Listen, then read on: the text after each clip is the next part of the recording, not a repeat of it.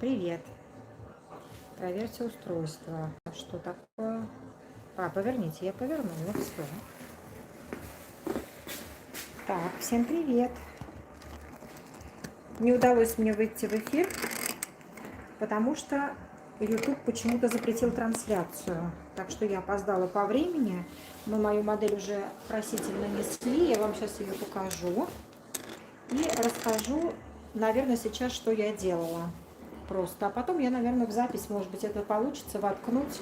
Я видео, как я наношу и развожу, сняла, но я вам сейчас это буду рассказывать все лично. Поверните устройство. Ну, я же повернула устройство. Что мне мешает?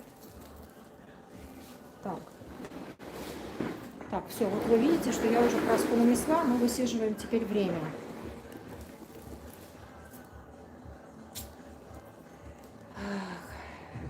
Сейчас я подключу второе устройство, ноутбук, для того, чтобы вы писали свои сообщения, и мы на них отвечали, свои вопросы. Сейчас ждите, и пойду я вам дальше рассказывать.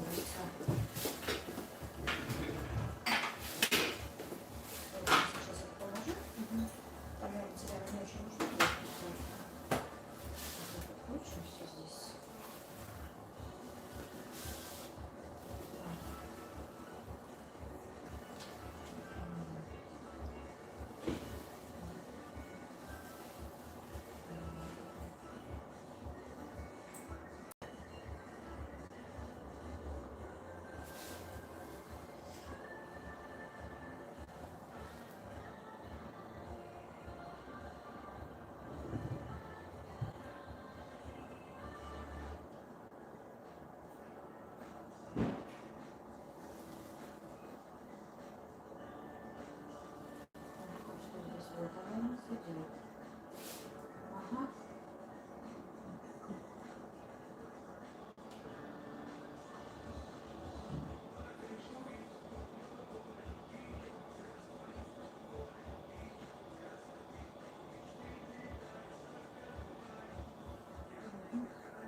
Так, все видно?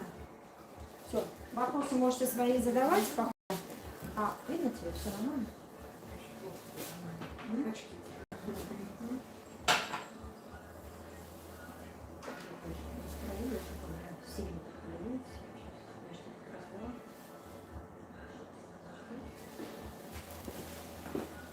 А пока там еще ничего не пишет. Ага, да.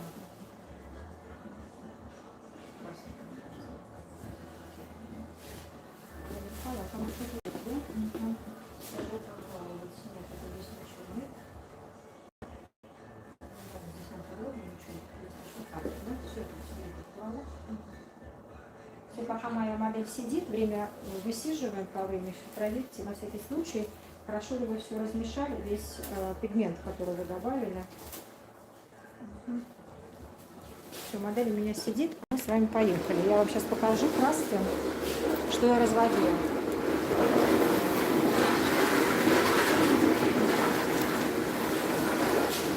Так, мы с вами работали на Goldwell, работаем на Goldwell.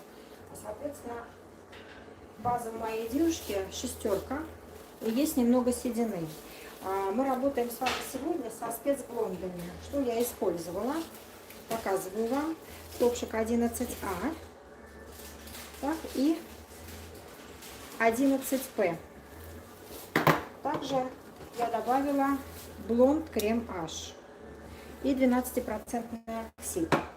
Значит, у нас с вами шестерка УГТ и немного седины. Седина у нас очаговая, немного рассеяна, и очаг здесь небольшой. Где-то в этом очаге у нас седины, наверное, процентов, скажем, 75. Вот так вот. Поэтому этот очаг мы с вами мажем уже в самую последнюю очередь.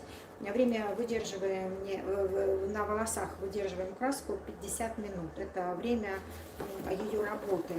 Значит, если вы хотите придать более холодный оттенок волосам, то, значит, вы можете выдерживать краску чуть больше, минут 50. Если вы как бы понимаете, что волос более темный, если вы с ним уже знакомы, и если пигмент более стойкий, вот этот рыжий, желтый, выдерживайте чуть больше, час, это вполне нормально, это такое, может быть, имеет место. Значит, когда вы развели уже себе смесь, после этого вы добавляете, как всегда, кератин и аминокислоты. Это у нас с вами более щадит, более щадяще делает краску, менее агрессивную. И помимо этого мы знаем, что кератин и аминокислоты, они лечат волосы. А теперь пойдемте, я вам немного по колористике расскажу, для чего и что я разводила. Поехали.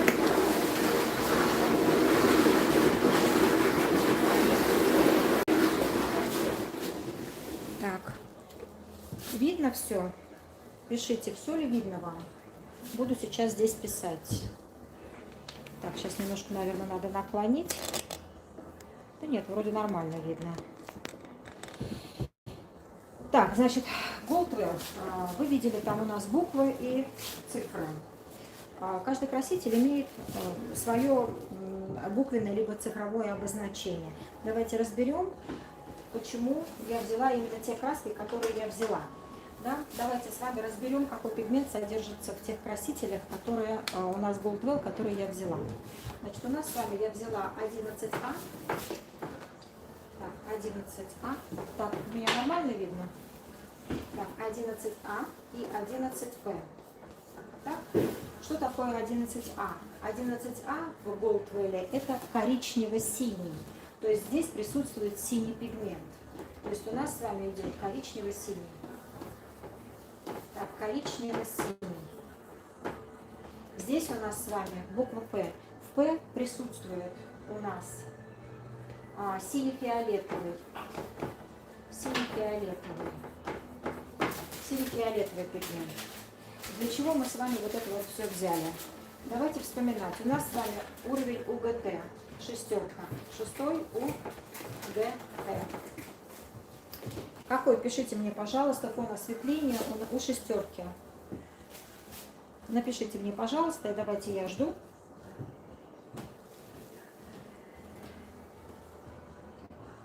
Ну что, не знаете?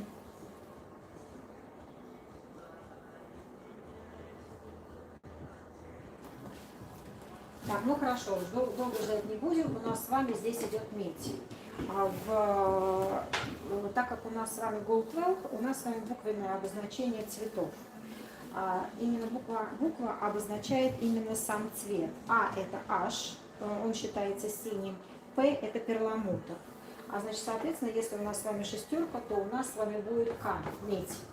К это медь. Goldwell. К это медь.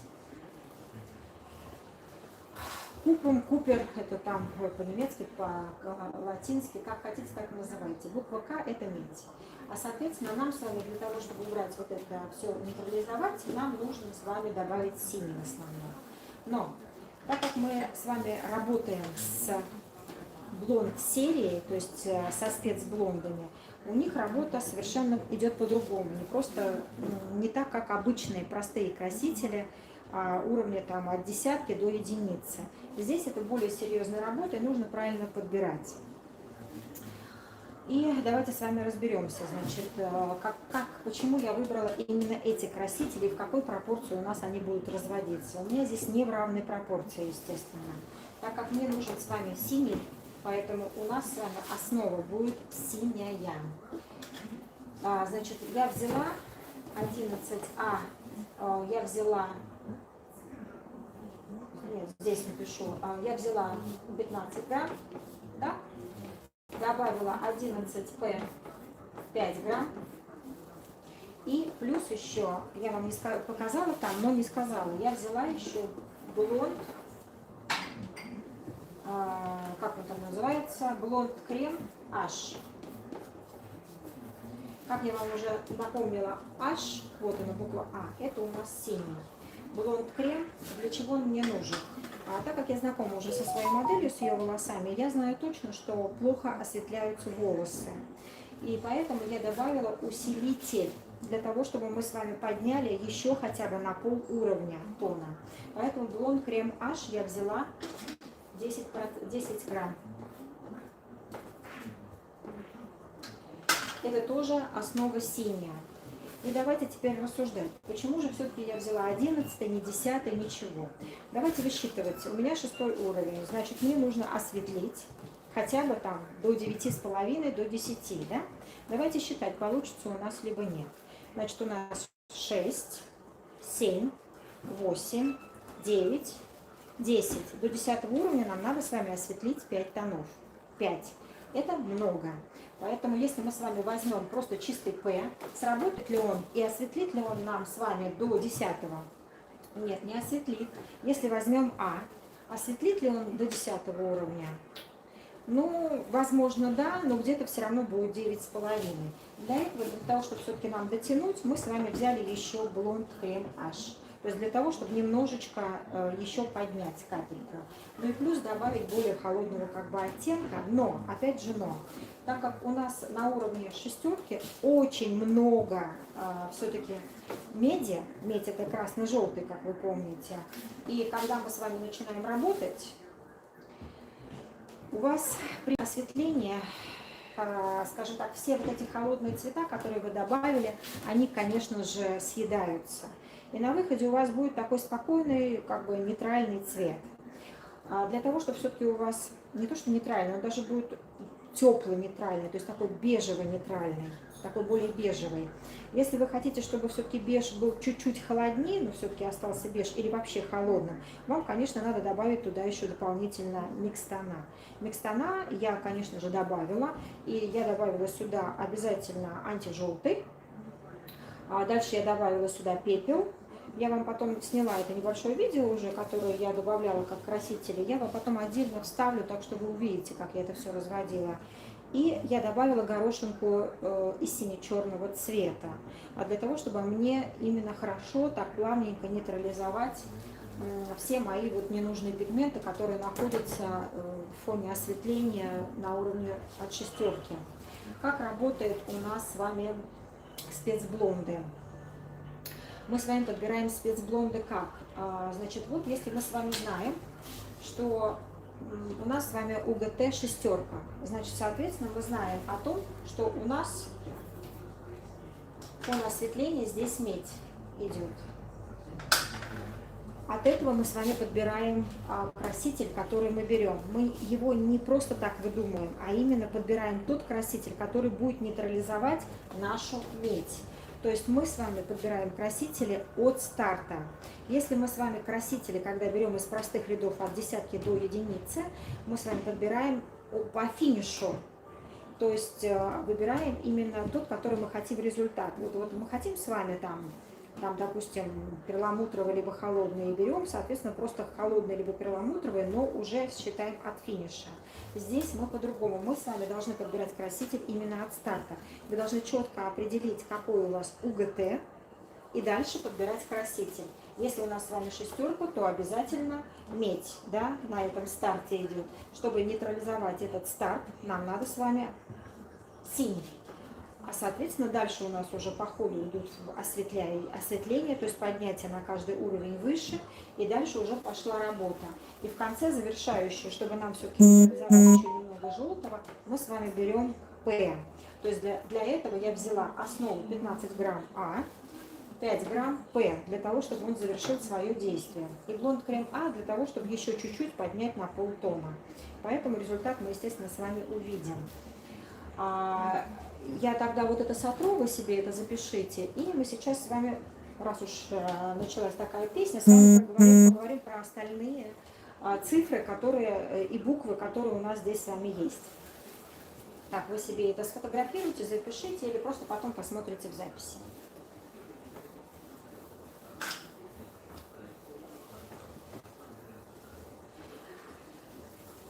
У нас с вами идет как бы все по ступенькам. В Goldwell есть красители, естественно, с разными буквами. У нас есть буковка N, да? Дальше буковка NN, да? Дальше у нас идет G, дальше идет K, R, дальше идет у нас P, A, S, что еще у нас? M еще у нас там есть. Что давайте с вами разберем в каждой букве, какой содержится пигмент. N, как вы понимаете, это натуральный цвет, это достаточно коричневый цвет. Если мы с вами берем 11N, то вы понимаете, да, то здесь нет никакого цвета, и волос должен быть достаточно светлый. Седину, кстати, 11N, хоть это натуральный цвет, имеет пигмент, да, натуральный, он все равно не закрасит. Эти 11N и 11P мы с вами, кстати, еще 11V, забыла я вам еще здесь написать, буковка V у нас есть, пускай будет здесь. И 11В, вот эти красители, как правило, мы используем для блондинов. То есть, если это у нас с вами идет вообще как бы девятка, да, это вот мы можем уже восьмерку взять. Все, вот эти красители у нас с вами не работают ни на семерке, ни на шестерке, тем более на пятерке. Кстати, если у вас УГТ с вашей клиенткой пятерка, вы тоже можете поднять до девятки легко. Но не забывайте, что тогда мы с вами обязательно добавляем блонд-крем, для того, чтобы еще усилить мощность красителя. Так, значит, вы написали себе N, P и V, это используется только для блондинов. Так, давайте разберем, значит, с вами здесь, какой пигмент содержится. N – это натуральный.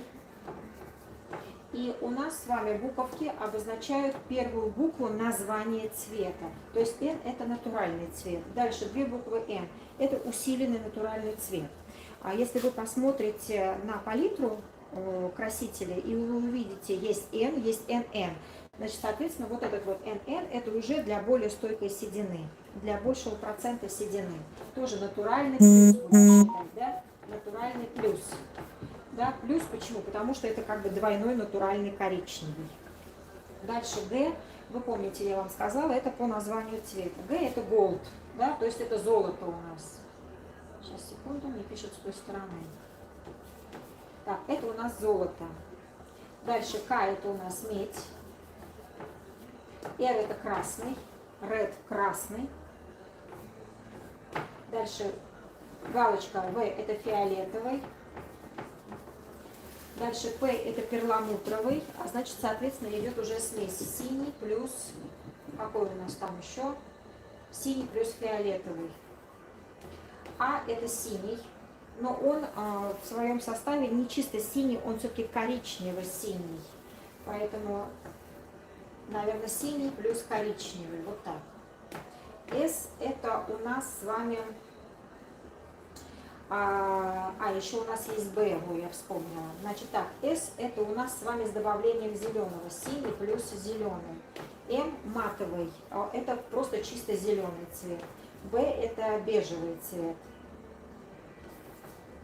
Бежевый цвет.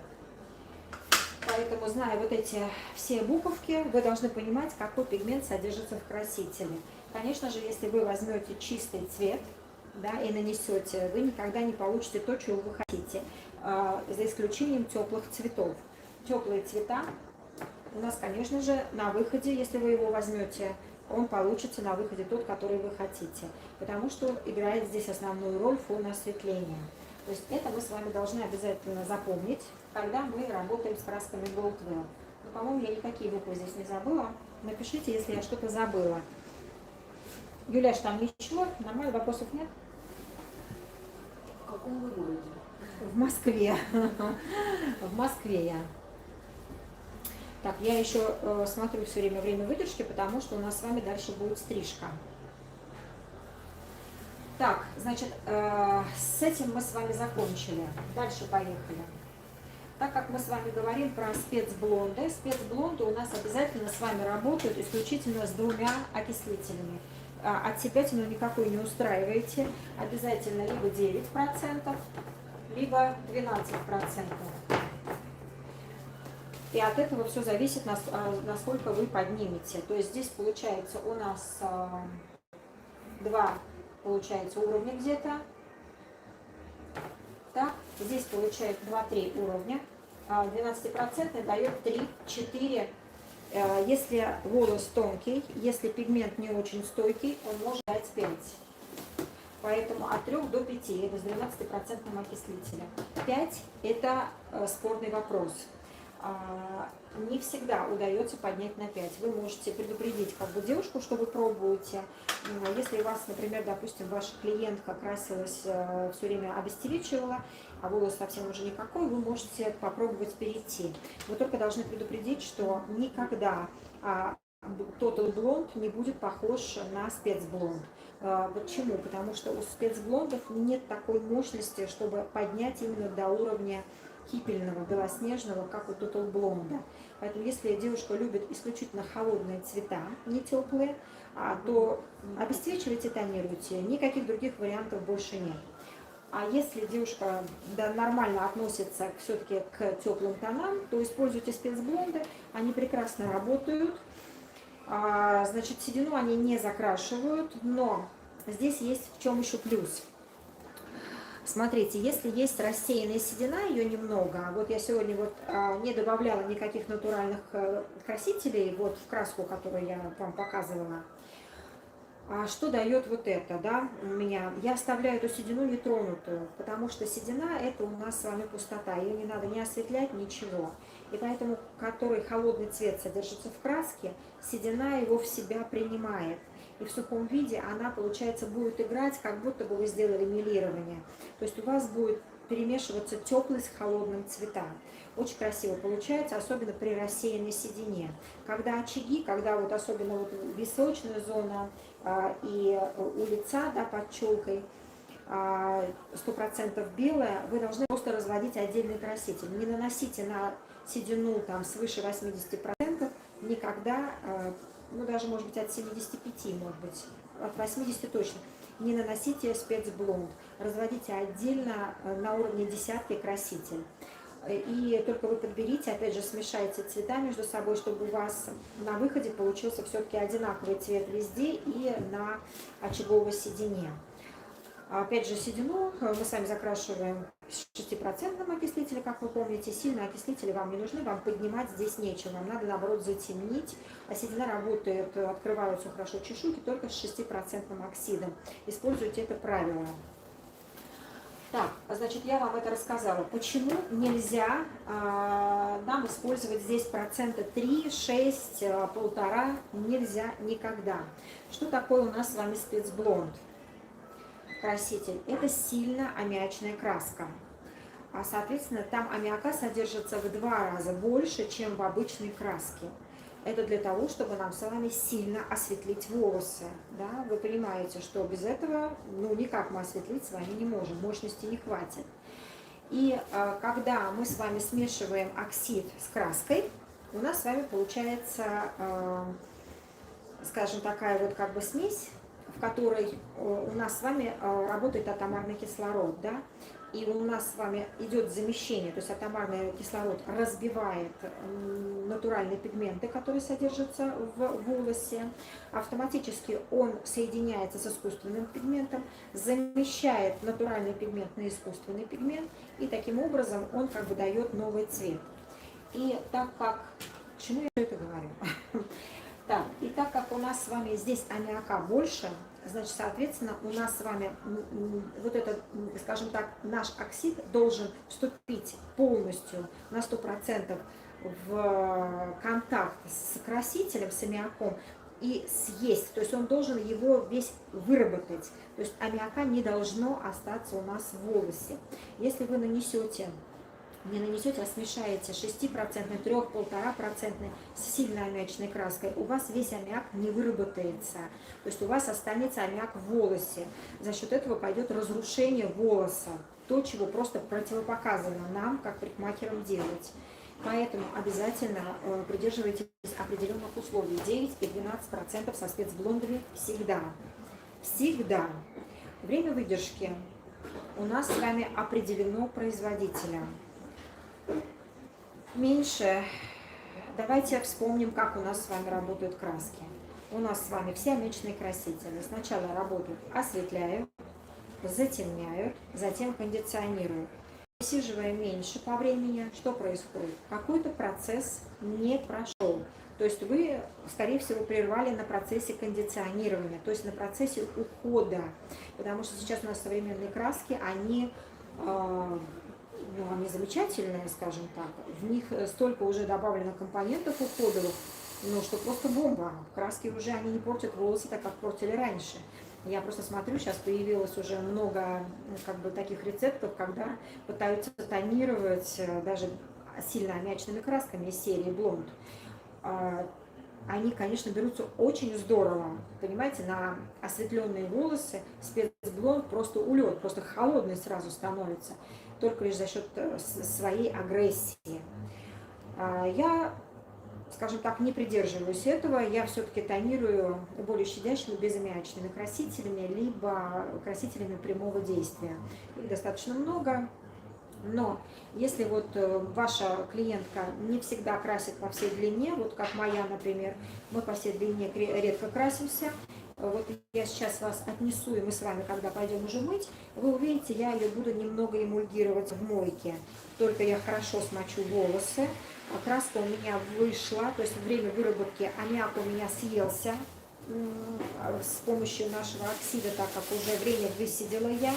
И дальше уже, естественно, краска стала не такой агрессивной, и я немного подтонирую по всей длине, ну, насколько хватит, да, мне растянуть волосы, потому что я красила, как вы видели, только корни. За счет этого у меня, опять же, приобретет, ну, как бы, скажем, такая нейтрализация немножко будет. Вот, красить волосы все мы с вами не будем, еще раз повторяю, после этого мы перейдем с вами уже к стрижке. Так, значит, что мне вам еще рассказать? Мы с вами добавляем сюда уходы, лечение, также не боимся. Вот то, что я вам показала, кератин и аминокислоты, это у нас с вами бренд Лаона Лак, вы, наверное, уже об этом слышали. Я его полюбила, он не тормозит действие и, скажем так, не ухудшает процесс. Поэтому я вам рекомендую его. Ну, как всегда, я ссылку на эту компанию вам пишу внизу под каждым видео. Вы можете перейти туда и заказывать себе все. Если кому-то там штучно нужно, что вы можете использовать, я там написала вам номер, который вы можете использовать и получить скидку. Так, Goldwell, ну, Goldwell у нас с вами есть дистрибьюторы здесь, либо вы находите какие-либо другие способы покупки краски. Это я вам уже рекомендовать не буду, где покупать, это вы уже найдете сами. Но если хотите, пишите, я вам, конечно же, отвечу на эти вопросы тоже. Я работаю не только на Goldwell, я работаю на многих красителях. Красители я подбираю, скажем так, я их, естественно, тестирую, и дальше уже я покупаю только то из бренда, то, что мне нравится. И все, то есть я смешиваю между собой красители, для меня проблем это нет, и результат всегда получается хороший. Вы, как видели мои работы, это я всегда смешиваю красители между собой. Так, с этим мы, наверное, все. Разобрались. Какие-то вопросы у вас еще есть? Давайте я вам расскажу, что вам здесь непонятно про спецблонды, либо по красителям Goldwell. Я вам сейчас расскажу. Юляш, посмотри, там, может быть, сейчас будут меня спрашивать по поводу, какие вопросы возникли.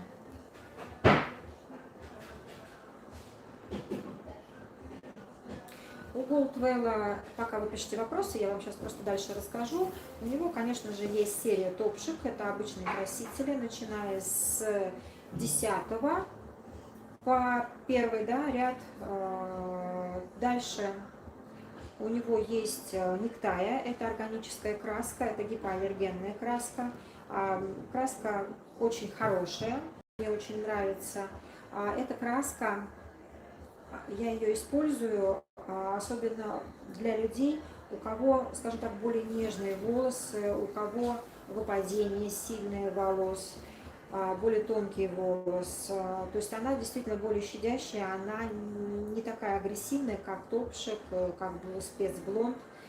Вы можете тоже ее применять спокойно. Палитра у них сейчас расширяется. Я смотрю, даже появились и было блонд-крем и микс-тона в ней. Так что палитра расширяется. Я думаю, будет расширяться больше. Эта краска, скажем так, она тоже осветляет. Там также есть оксиды и 3, и 6, и 9, и 12. Но она просто химически по-другому сделана. То есть там нет аммиака, это другое производное. И поэтому она считается гипоаллергенной краской. Можете ее тоже спокойно использовать. А дальше у них есть колоранс. Колоранс это безмячный краситель. Он придает шикарный блеск, очень красивый. Палитра достаточно большая, практически такая же, как у топшек. Вы всегда можете соединить на корне аммиачную краску, на конце безмячную краску. И у них есть иллюмин. Это краска прямого действия, она не смешивается с окислителем. Я обожаю эту краску. И некоторые девочки, я вам обязательно сниму видео, я вам уже обещала, просто что-то у меня не получается по времени с моей моделью, которая красится. Я вам покажу, как она закрашивает даже седину. Вообще просто чумовая краска, ослепительный блеск, волос наполняется прям по всей длине, он становится такой плотный. Ну, просто бомба. Я вам рекомендую использовать все-таки эти красители все. Вам понравятся они в работе. И спецблонд у Goldwell дает более чистый цвет, чем в каких-либо других красителей. Я не буду как бы говорить против, но я просто уже пробовала многие спецблонды, и в основном на выходе получается более золотистые оттенки, чем хотелось бы. У Goldwell, если вы правильно подберете, нейтральными, менее золотистыми. Но если вам нужен золотистый, вообще не проблема. Золотистый сделать вообще просто. Это самый простой цвет. А сейчас мы с вами потихонечку поедем к мойке, потому что начнем сейчас уже мыть. Я вас сейчас перенесу и свою девушку с собой заберу. Вопросы пишите, я посмотрю, потом отвечу. Ничего там не спрашиваю пока, да? Не стесняйтесь, пишите. Пойдем.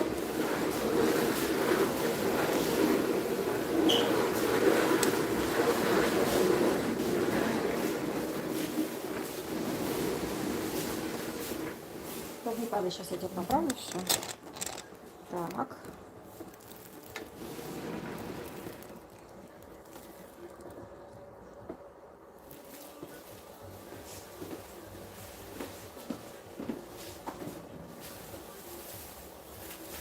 Мы с вами поправляем обязательно пеньюар, чтобы у нас не текло.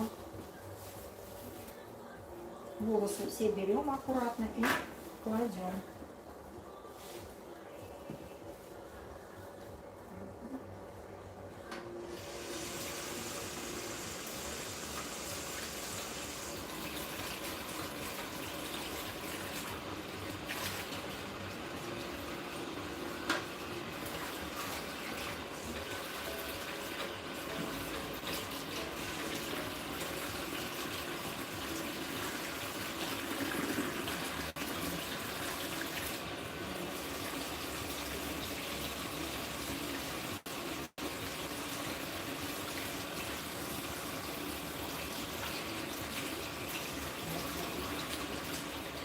Хорошо смачиваете волосы.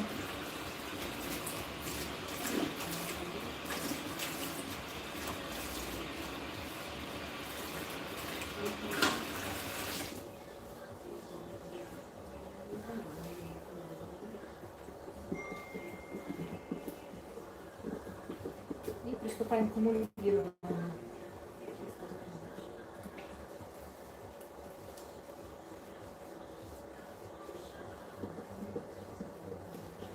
Делайте аккуратно, чтобы не было больно.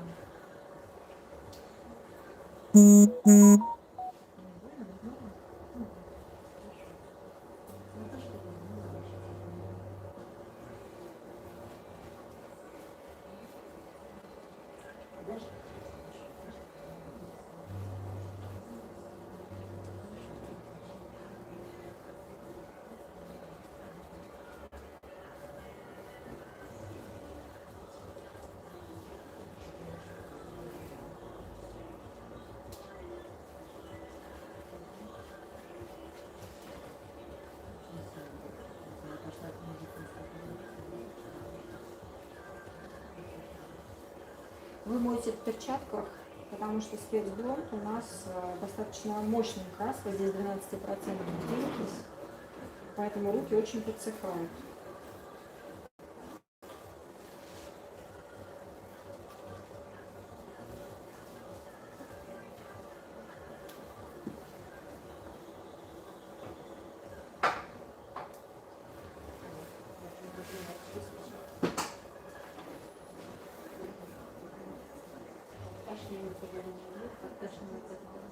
Потому что болит подкрашивание.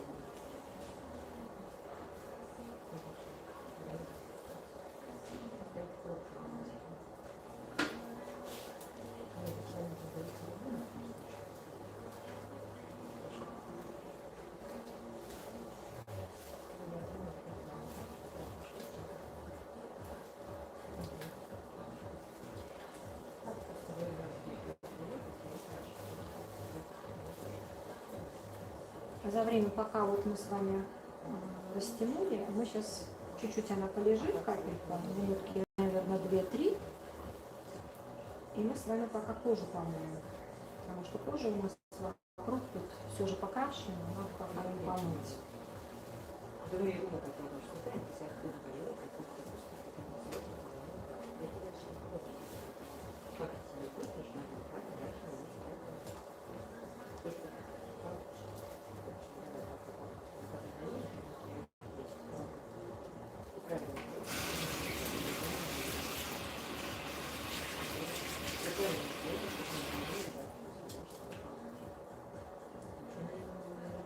Аккуратненько, без нажимов эмульгируйте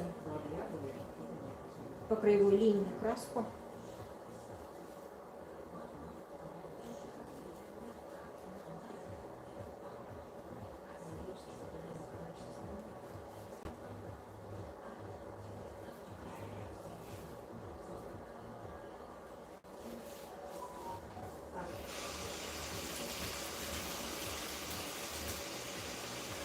И смываете ее.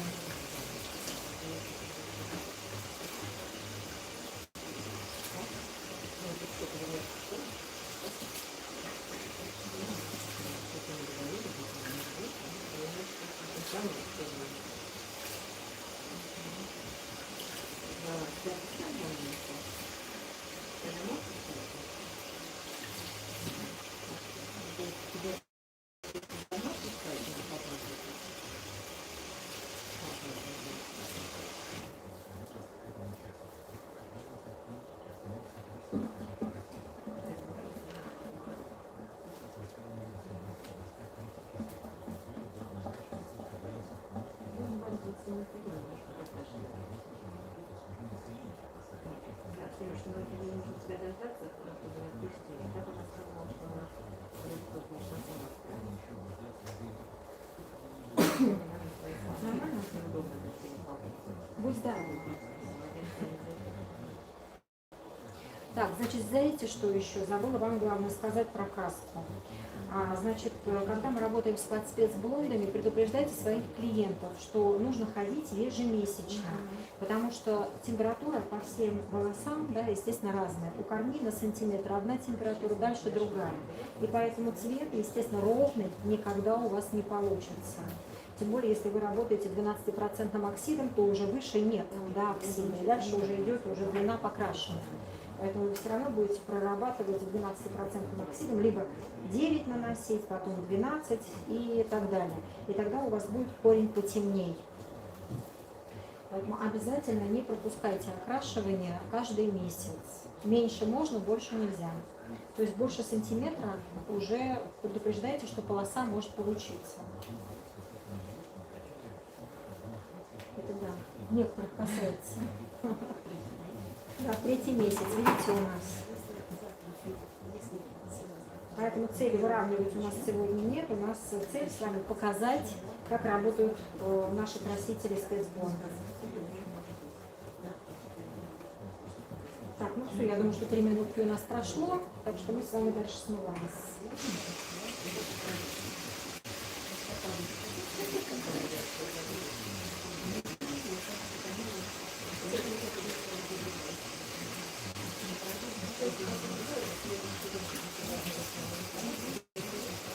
Нормально.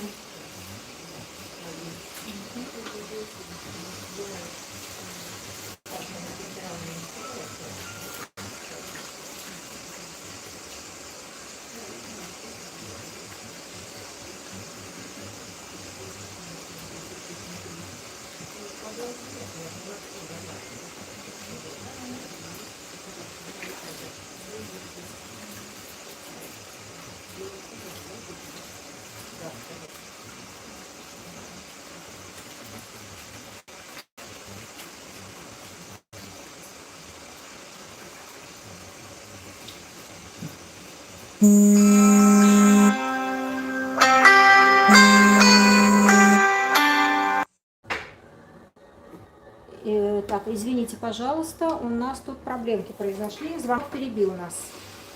Продолжаем.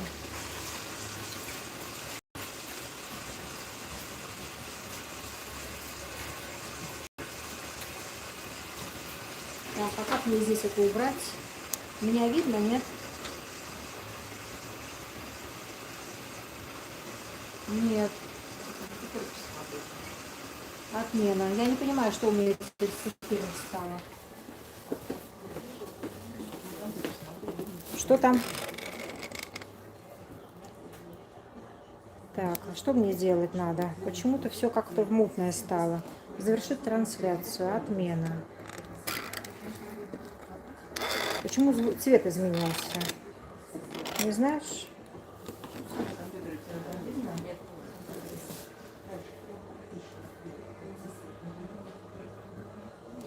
Так, девчонки, не пойму, что произошло у меня с телефоном. Напишите, пожалуйста, видно меня нормально? Вообще все серое стало.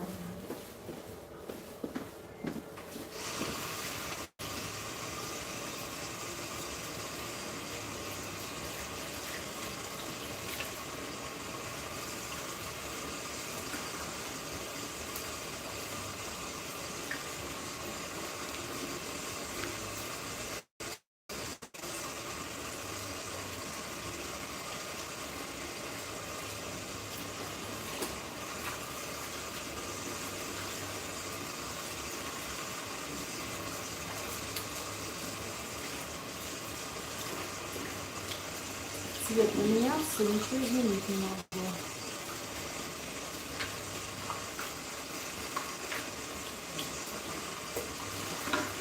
Сейчас я вам покажу в мокром виде у нас как это выглядит. Видно? Вообще просто не поняла, почему цвет изменился.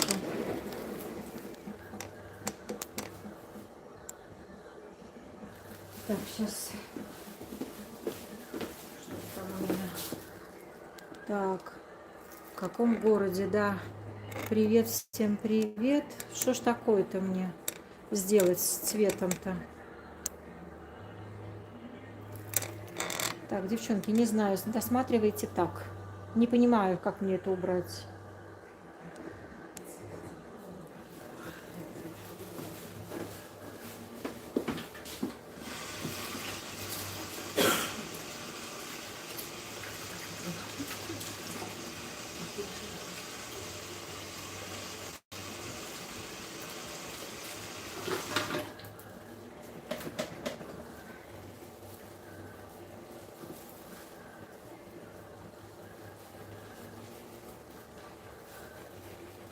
Обязательно хорошо все смываем.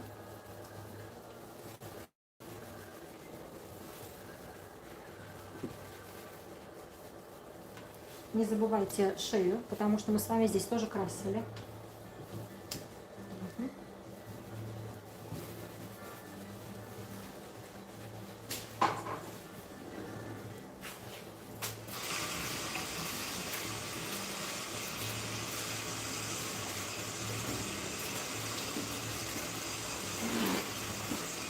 желательно краску помыть дважды.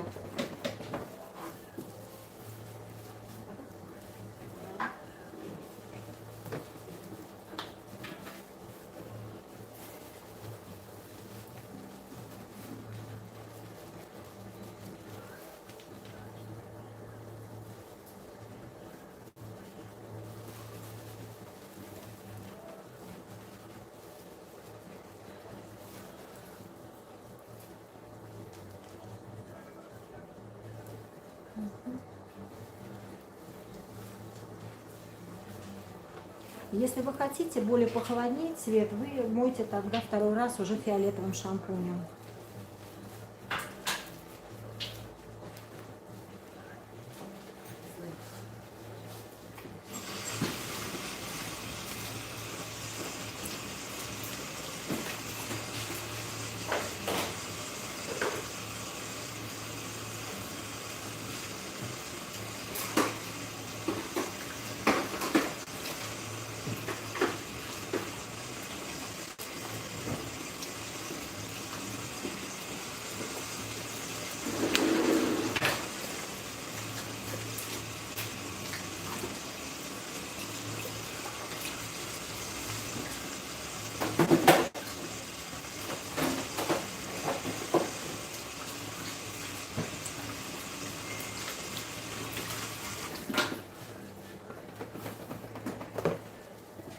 Кондиционер распределяйте хорошо. Если одного раза мало, вы наносите второй, третий, для того, чтобы волос был гладкий и легко было прочесывать.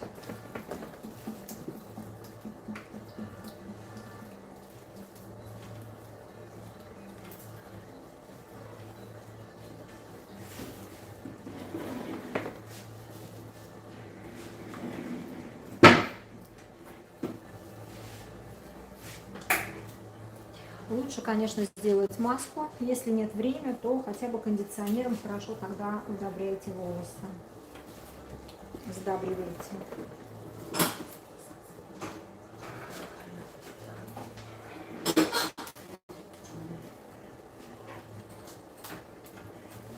Можете взять расчесочку, прочесать, как вам все будет удобно. У меня отличный инструмент, вы видите, это мои пальчики. Я их применяю везде, вместо расчески. И без расчески тоже.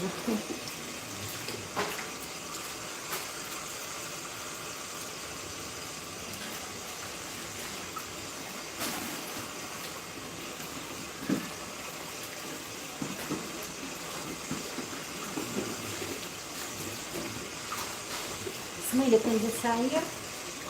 По длине проводите рукой, чувствуете, достаточно ли, либо недостаточно. Если недостаточно, еще раз берем и еще раз наносим на ту длину, именно на ту часть, где вы чувствуете более шероховатый волос.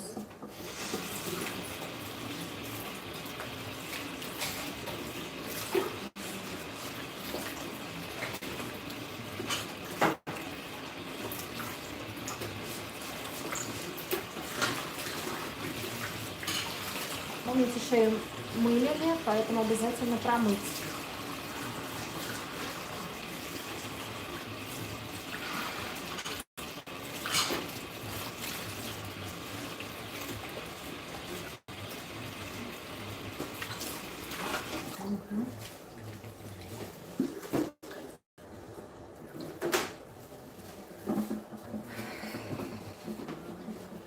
Что-то там написали, пока не вижу. Вижу, что написали, пока не могу прочитать. Сейчас потерпите немножко. Сейчас посмотрю, отвечу вам. Пошли. Юляш, там посмотри, сядь. Ну все, поехали с вами, будем сейчас стрижку делать.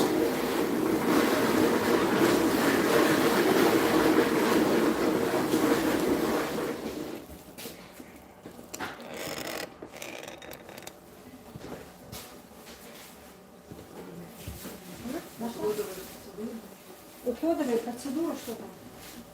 Не поняла? Так, в каком виде? Какой бренд уходит в процедуру? Так, значит, смотрите, сейчас я помыла шампунь-кондиционер Goldwell. Но, говоря об уходовых процедурах, в каждом бренде есть полно уходовых процедур. Я, как правило, делаю, если такое глубокое лечение, если глубокое, то я делаю пиу. Вы наберите это слово пиу. И вы узнаете, что это такое. Это молекулярное восстановление уже на более глубоких уровнях. Так, сейчас мне надо вас еще как-то настроить. Девчонки, вы не написали, мне нормально видно или нет, потому что у меня серый цвет. То есть у меня черно-белое изображение. Я не могу понять, как его изменить. Так, обязательно переодеваем вашего клиента.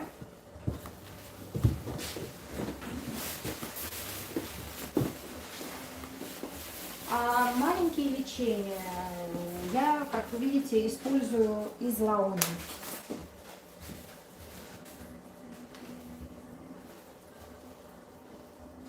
Так, вот вы сейчас видите уже результат в мокром виде.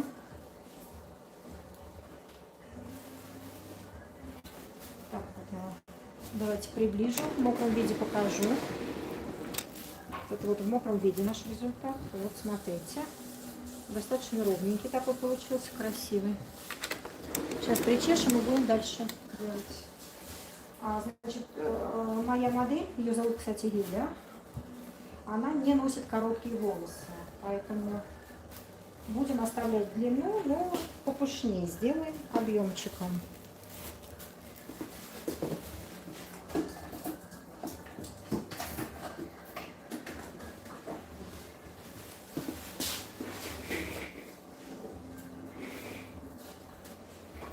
Есть расчески разные. Вы сами знаете, если волосы плохо причесываются, для этого разные расчески есть. Я люблю еще также, когда волосы, я знаю, что хорошо причесывается, вот такая вот у меня древняя расческа. Это еще расческа от Goldwell, такая, видите, у нее достаточно толстые зубцы, тупые. Очень хорошо причесывает влажные волосы.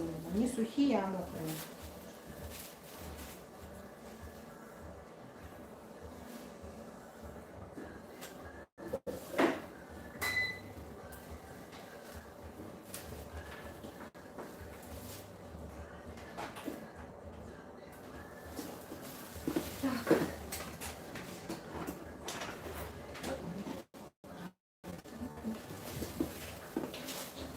Как всегда у нас идет с вами деление на зоны. Так, нормально меня, надеюсь, видно. Давайте отодвинемся, чтобы видно было длину. Видно ее?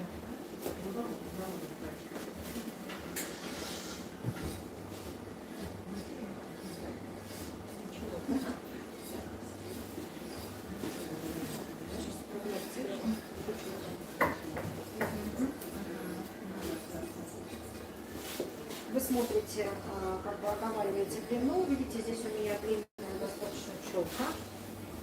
Да, нам ее надо немного будет убрать. Да, насколько мы уберем? Чтобы она убиралась у тебя, да? Чтобы она убиралась. Видите, чтобы она убиралась. Поэтому не сильно надо будет ее убирать. Ну ладно, хорошо. Давайте будем тогда стричь. Стрижка у нас с вами будет несложная. Вы с ней легко справитесь. Но объем нам надо придать. Но в то же время не сделать слишком тонкие внизу концы.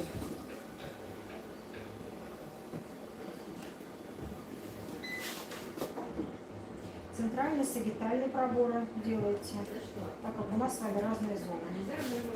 На разных зонах работаем по-разному. Вы можете себе приколоть, если вам они мешают. Можете не прикалывать, убираете. И приступаем к стрижке. Значит, первая у нас с вами идет линия окантовочная внизу. То есть у нас с вами будет натяжка, натяжение 0.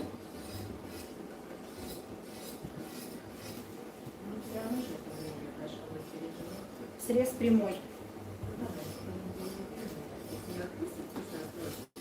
Первый ряд, первый блок. Голова у вашей клиентки опущена вперед. Если вам мешает наш прием, сейчас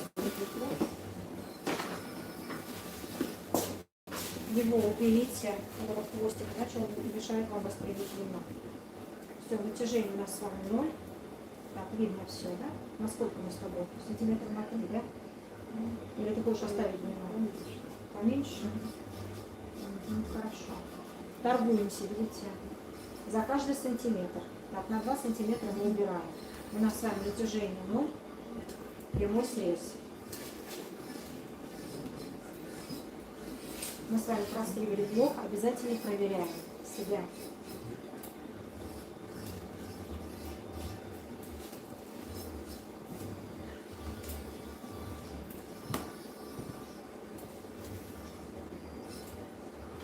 Так, следующий блок.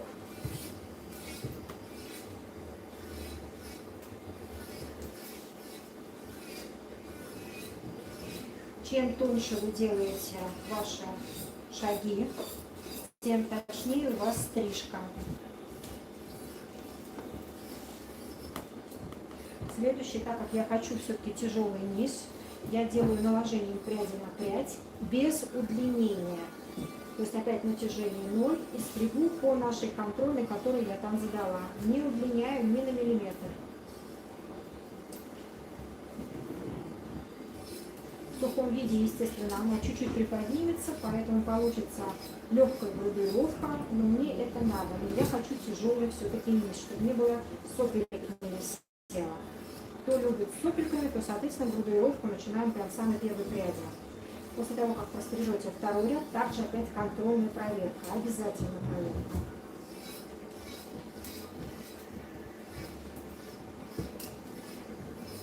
Из одной и той же зоны берем слева-справа и проверяем. Центр подтягиваем, смотрим.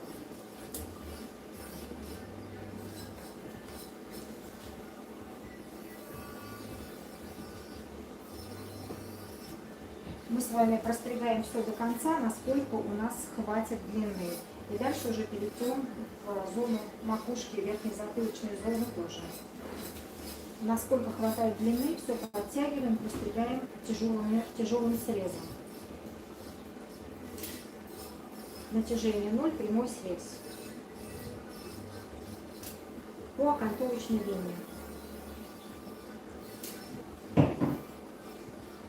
Значит, не забывайте, пожалуйста, если у вашей модели волосы очень длинные, а на носик распущены, то вот этот наклон головы обязательно учитывайте, тогда вам надо делать удлинение. Если у вас все-таки полукруглая форма, то никакого удлинения делать вам не надо. Если вы хотите более резкий овал, то наоборот закругляете. Не забывайте, что когда ваша клиентка поднимает голову, вот эти места приподнимаются. Состригли следующий блок, проверяем опять. И насколько у нас с вами хватает длины. Видите, у меня здесь она еще есть. Растригаем все. За счет этого у нас с вами тяжелая будет нижняя линия.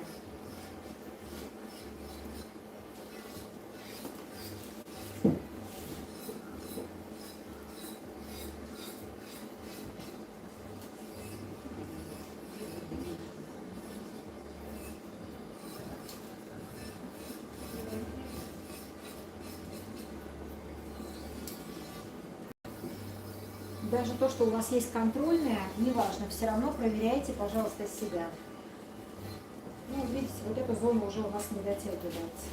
Поэтому мы переходим уже к этой зоне. Так, как же мне вам показать? Сейчас я опущу. Потому что сейчас мне надо будет уже линию другую делать. Значит, берем с вами по центру прядь. Выбираете ненужную сторону.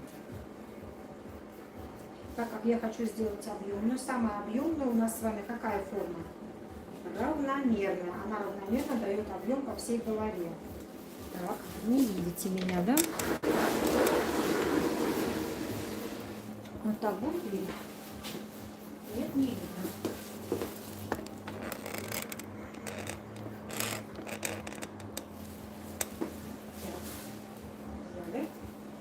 Видно?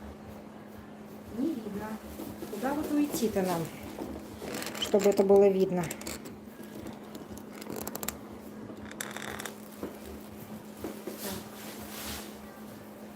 Так, вообще все перевернулось. А почему перевернуто это так у нас?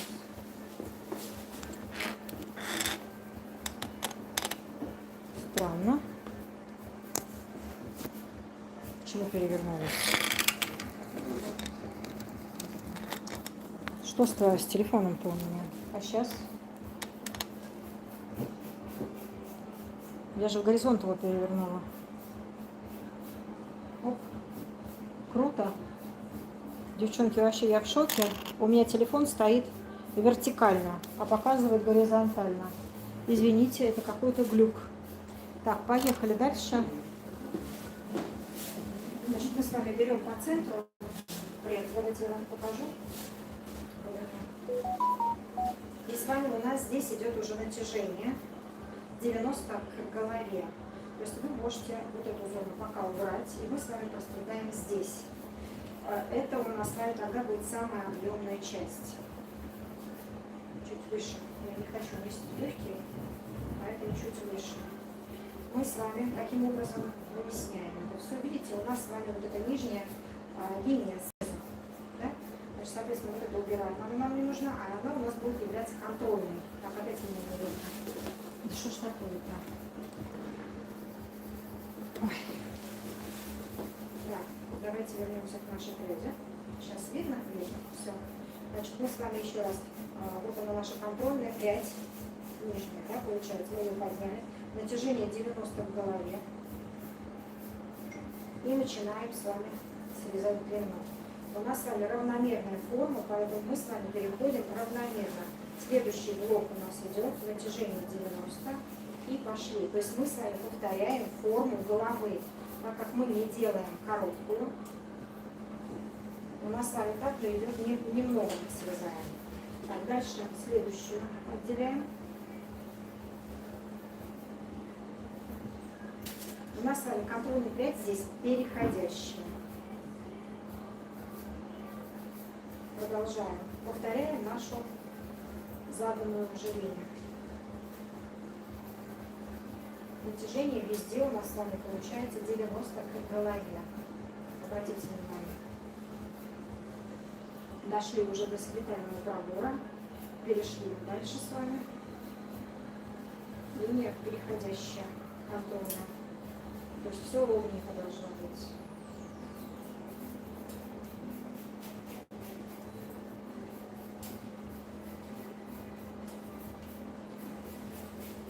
Даже с противоположной стороны.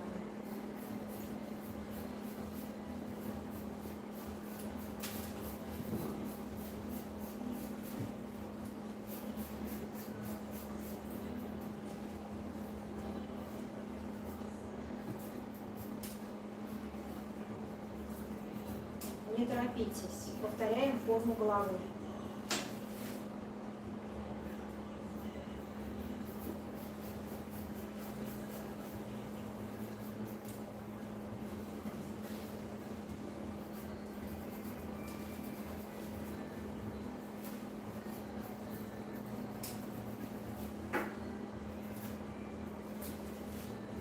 И последняя прядь затылочной зоны. Контрольная переходящая.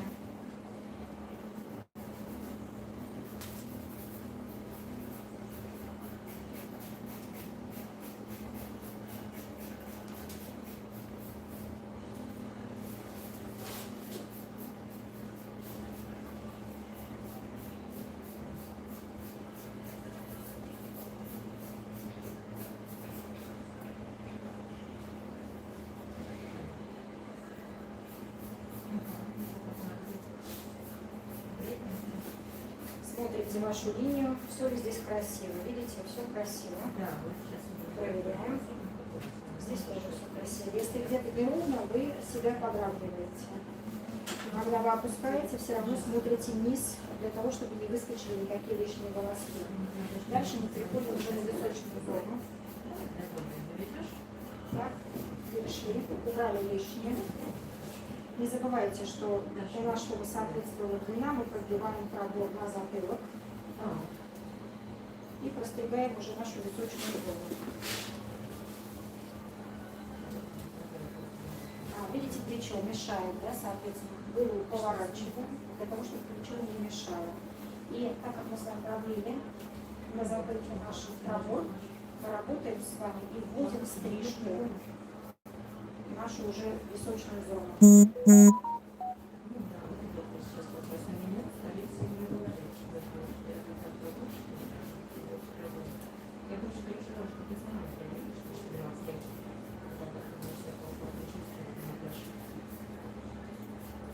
Так, девочки, зеркалим.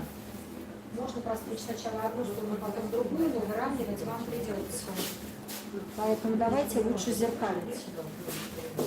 Также отделяете пробор на противоположной стороне. Продеваете затылочную зону. Натягиваете все вперед. Причесываете. Так, помните, голова у нас уходит чуть-чуть на бок и в сторону. И так как у нас уже задано контрольное, переводим все в нашу контрольную.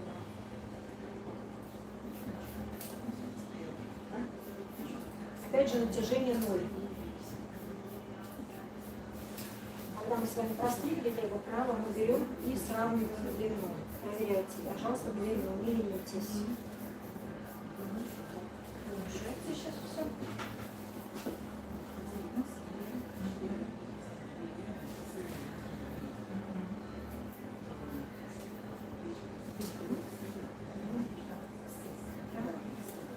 Переходим дальше к следующему блоку.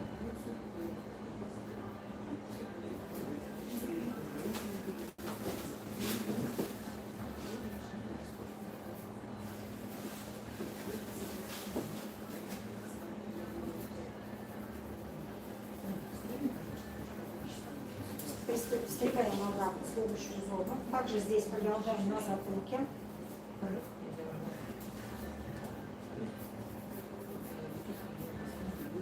Голова у нас идет в сторону и чуть-чуть назад.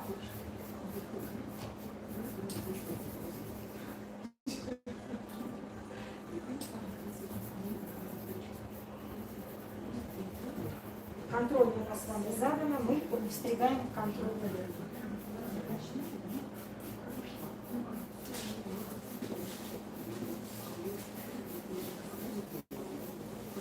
Здесь также повторяем. Продлеваем нашу линию. Поворачиваем голову. Видно? И прострегаем.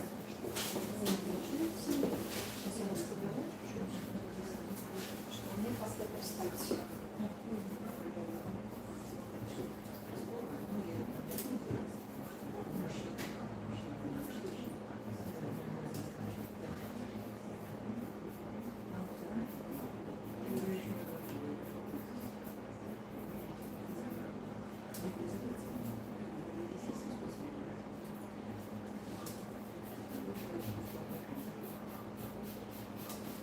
Дальше опять же проверяем лево-право.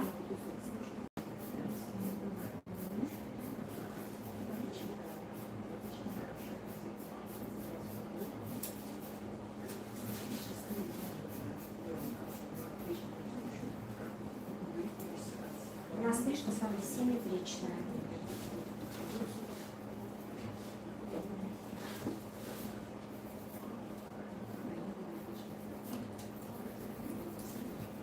Продолжаем нашу окантовочную линию.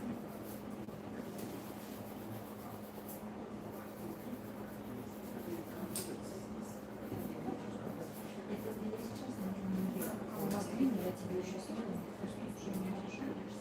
А надо больше как всегда. Проверяйте обязательно слеза. Должна была доехать.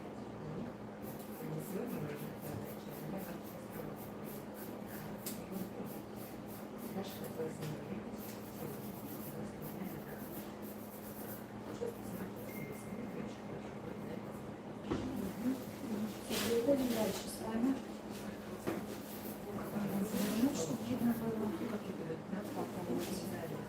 Так, значит, у нас с вами, помните, вот эту зону уже прострижена. Отделяем прядочку, по центру берем. Нет, у нас с вами, смотрите, у нас с вами носит на руку. Значит, соответственно, прядку взяли и берем сбоку, именно там, где у нас пробор проходит. Вот это наша контрольная уже будет. поднимаем все по 90 в голове и соединяем челку заданную с длиной, которую мы задали уже на макушечной зоне. Видите, вот у нас уголочек лишний, который мы с вами убираем.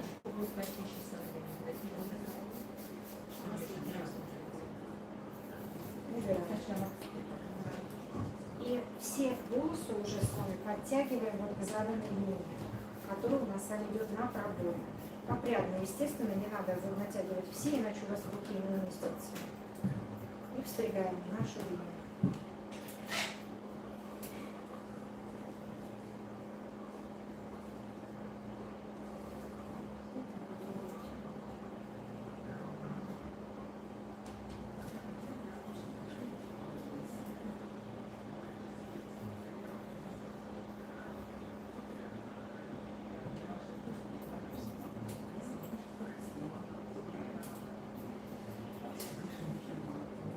Также мы делаем с моей стороны, где я стою, то есть с правой.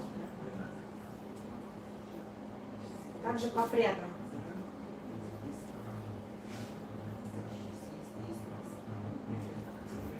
И голова у девушки стоит ровно.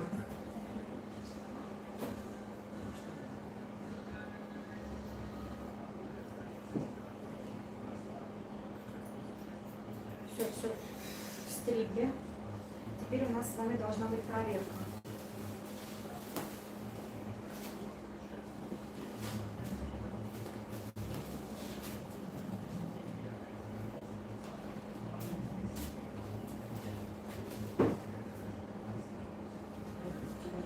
Посильнее чуть-чуть поднял.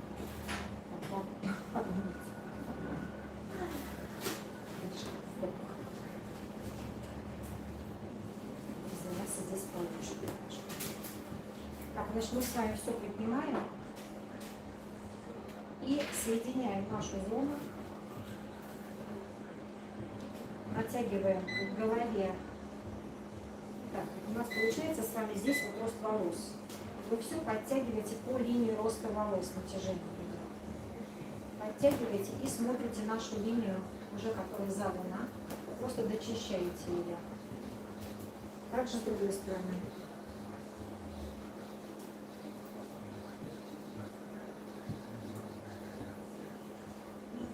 Подтягиваем на линию роста волос. То есть ваша контрольная именно вот здесь находится, перпендикулярно к голове. Подтягиваем и дочищаем, если что-то у нас осталось.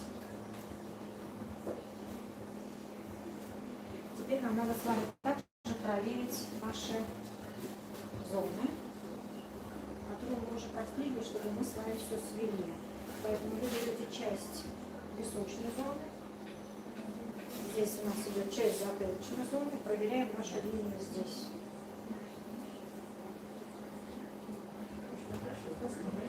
Видите, маленький уголочек есть. Мы его с вами сводим в этом уголочек. Мы его сводим. Так, натяжение, сейчас я вам скажу. Так, у нас с вами, ну да, получается, что натяжение где-то 90 градусов вот здесь. Вот обратите внимание. Теперь противоположная сторона.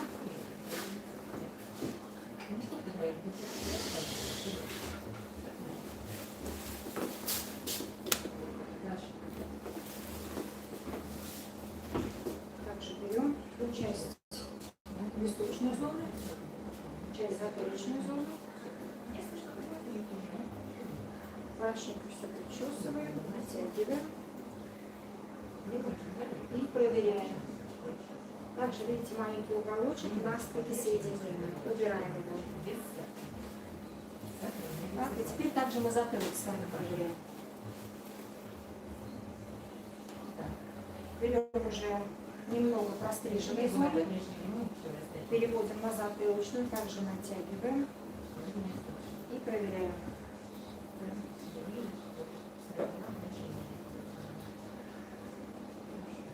Ну, здесь у нас все с вами красивенько. Все. Теперь мы приходим к сушке, и дальше уже доработка идет на сухую. Если она того требует, конечно. Я говорить сейчас ничего не буду, буду сушить, потому что меня не слышно. Микрофон еще себе не приобрела.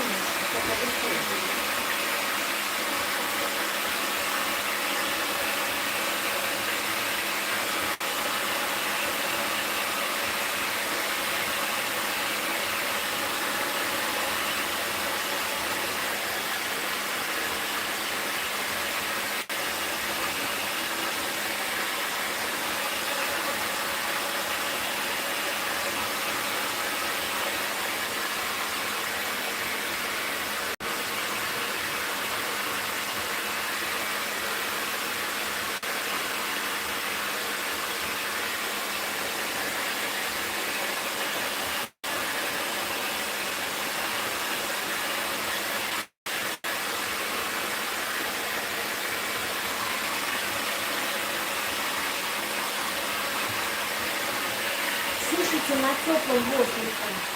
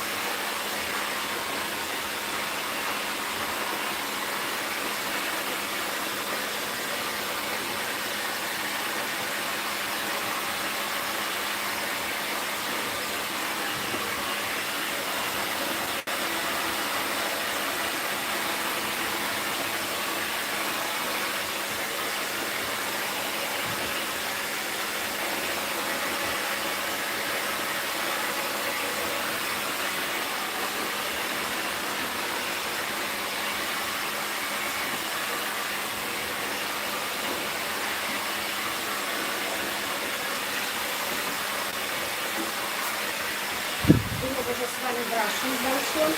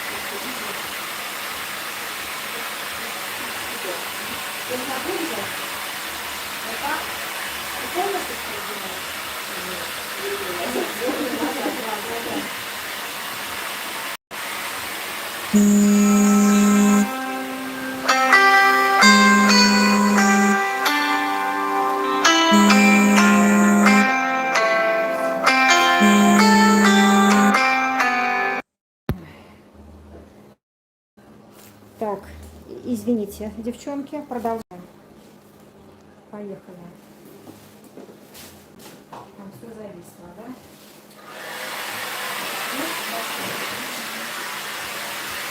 Зачем я что? Вот как я не понимаю.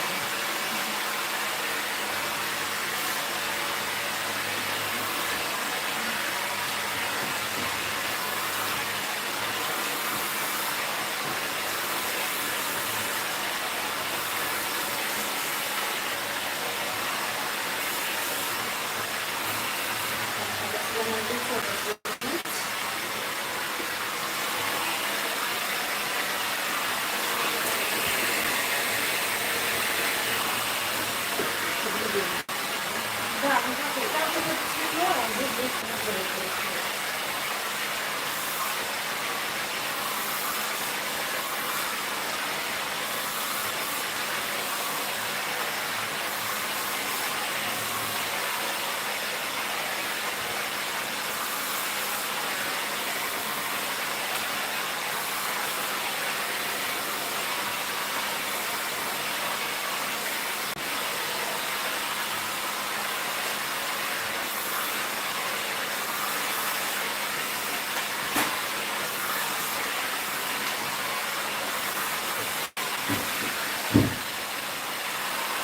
Привет, привет. Алик, присядь, пожалуйста, пока. Хорошо?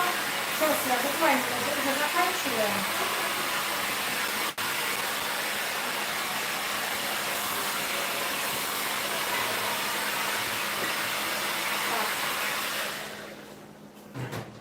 Так, все мы с вами посушили. Теперь нам надо просто это дело доработать все, облегчать. Видим нашу краевую линию, да, нашу уже подстриженную. И красивенько облегчаем. Методом поинтинга.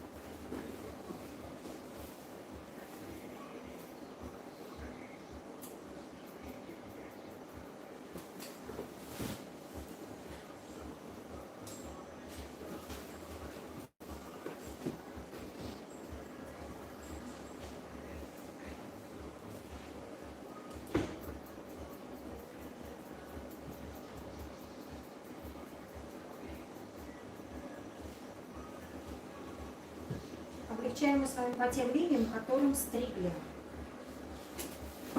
И затылок, соответственно, тоже. Классно.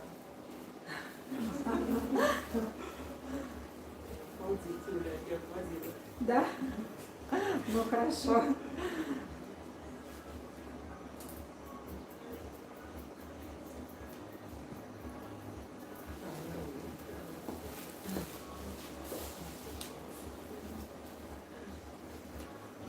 Сейчас я вам как раз хочу показать. Я специально нанесла спецблонд на седину без добавления натурального, как я вам говорила. Я вам хочу показать, насколько становятся холодные волосы после спецблонда. Если вот вы хотите придать вот эффект мелирования, вот как раз это будет здорово получаться, потому что седина очень хорошо именно берет холодные оттенки в себя. Все, вот здесь облегчили, значит, вот здесь нижнюю линию, как вы помните, я вам говорила, я не хочу делать более рваную, более легкую, поэтому мы с вами делаем ее тяжелой. У нас с вами просто вот более легкая получается все остальное здесь. Вот видите, красиво, какая у нас получилась стрижка. Сейчас мы с вами нашу модель распакуем. И я вам покажу уже поближе, когда поднесу. Значит, смотрите обязательно, когда вы к лицу подходите, смотрите, как выглядят у вас волосы у лица. Если надо доработать, еще дорабатывайте. Обязательно все сдувайте.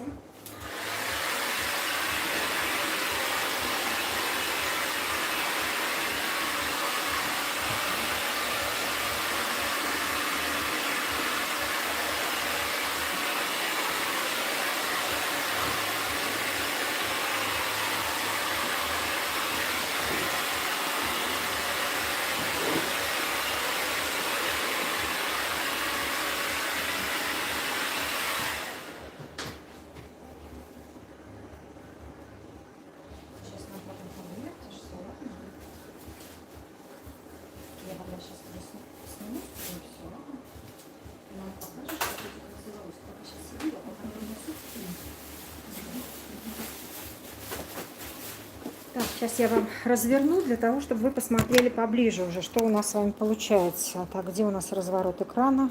Вот он. Так, вот, смотрите, наше окрашивание уже. Так, давайте смотреть, что у нас здесь получилось.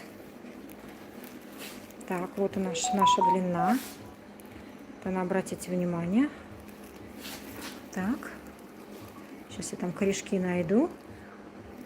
Так, давайте смотреть на корешочки. Вот, видно?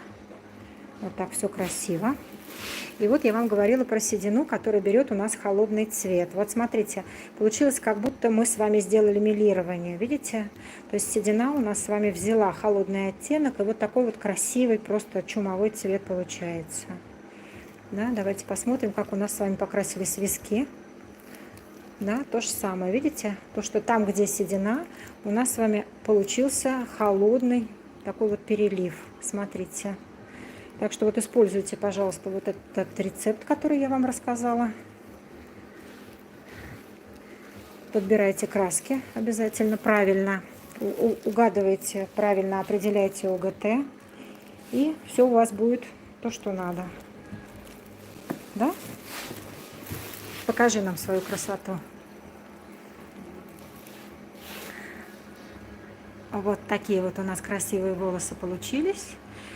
Ну, девчонки, наверное, я на этом буду заканчивать. Всех я вас люблю. Спасибо, что вы смотрите, подписывайтесь, ставьте лайки. Ну и главное, приходите ко мне на обучение. Все покажу, все расскажу. Всем пока-пока.